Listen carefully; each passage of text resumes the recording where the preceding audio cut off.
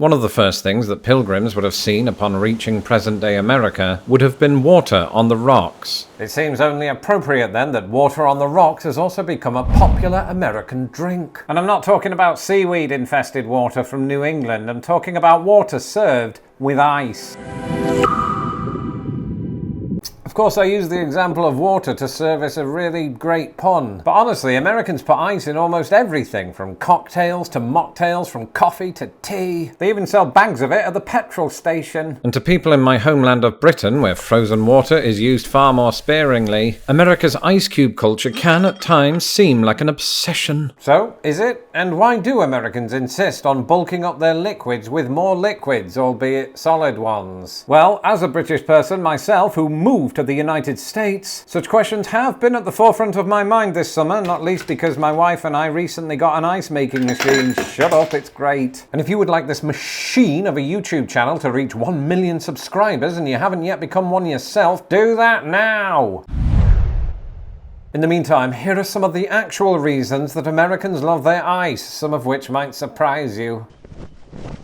And before I skate on thin ice with my British subscribers, I want to start this deep dive by addressing a popular misconception among Americans, that European countries don't themselves have ice cubes. This, of course, is completely and utterly a little bit false. In Britain, for example, not only do many households have trays for creating them, but Brits, albeit to a lesser extent than Americans, do consume iced tea and the like. But definitely not as much as as hot tea. The reason for this misconception appears to be that ice water is not typically served in UK restaurants unless one specifically asks for it, and even then you only get about 1 or 2 ice cubes. In the US, most restaurants will serve it by default, with waitstaff frequently ensuring that your glass remains topped up. In other words, it's not that Britain eschews ice cubing altogether, it's just that Americans take it to another level. Speaking of levels, I'd really like to thank today's sponsor, Extra. Have you ever been in that awkward situation where you're at the bar ordering whiskey on the rocks and your credit card is buried beneath all your other cards and you feel stupid trying to find it? Well, I for one never have to worry about that again thanks to my new beautiful wallet from Extra. At the click of a button, my cards now float to the top in a pleasingly visible way, and thanks to Extra's Finder card, I can now valiantly move on from my other wallet-related issue,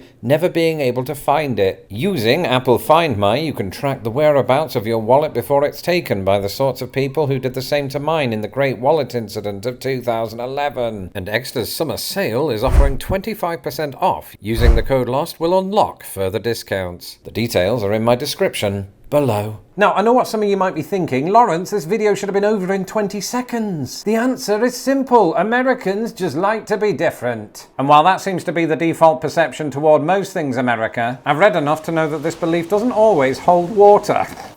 Pun intended. In other words, ice cube fanaticism, much like American vocabulary, is not so much a product of American hysteria, but American history. You see, America's ice fixation in this, the era of refrigeration, owes much to the century that preceded it. In 1800, when the US was still young enough to be covered under its parents' healthcare plan, one American in particular came up with a revolutionary idea: ice harvesting. This was where icemen would cut huge blocks of ice from lakes and rivers for the express purpose of using them for refrigeration. They were sort of like ice cubes, but for giants. In fact, the blocks weighed up to 300 pounds, which is roughly equal to 3 large dogs, or The Undertaker. Because this was during a time when icemen didn't have a direct line to Charles Xavier, they had to enlist horses to transport the ice, which would then be stored in special ice houses from where it could be exported.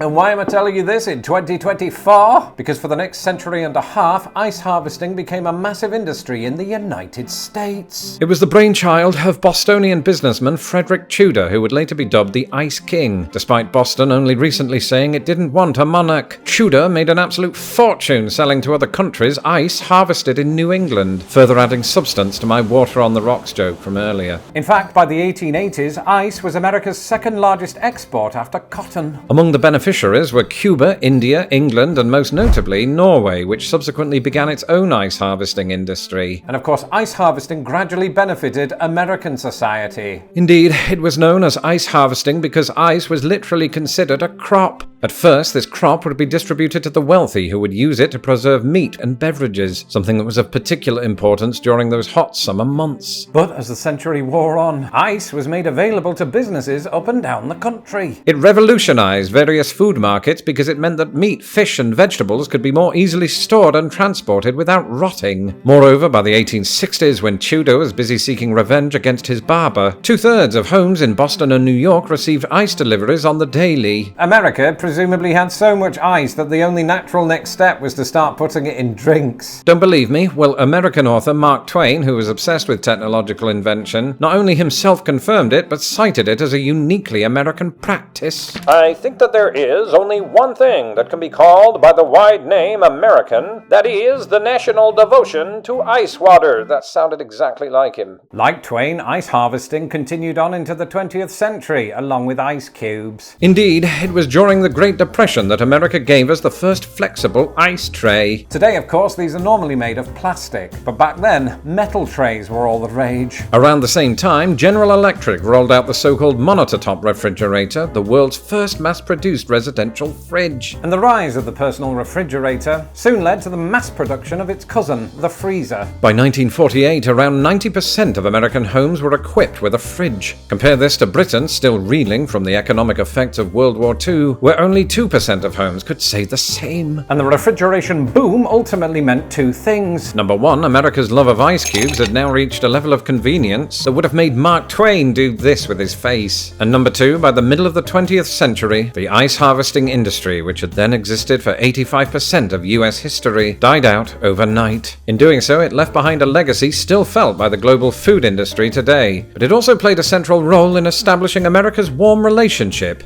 with ice. Okay, history schmistery, you might be thinking, but why are Americans still doing this in 2024? Can't they just cool it? Well, that's exactly what they are doing. You see, just as British winters don't deliver nearly as much ice as those of the northern United States, British summers are not nearly as hot. So, back when I heroically traversed the Rockies in 99-degree heat, anything less than ice water would have been an insult. And when I say I traversed the Rockies, I meant that I walked up a hill in Utah. The point is, the cult of Ice Cube has persisted in America partially because its devotees derive practical use from it. Of course, as heat waves become more common in the UK, might the same thing happen there? After all, the UK did eventually get on board with refrigerators, with that 2% figure rising to 97% in the years since. To me, this seems unlikely. Not only is that like comparing apples and oranges, but UK fridges and freezers are typically much smaller than those in America. In other words, not every British family has the real estate to prioritise ice cubes, especially when Feast ice creams exist. In America, not only do larger units mean more space for ice trays, but some models even have an ice cube dispenser, as I found at my previous address. And some of my more observant subscribers might be thinking, wait a minute, what happened to the big fridge that came with your house?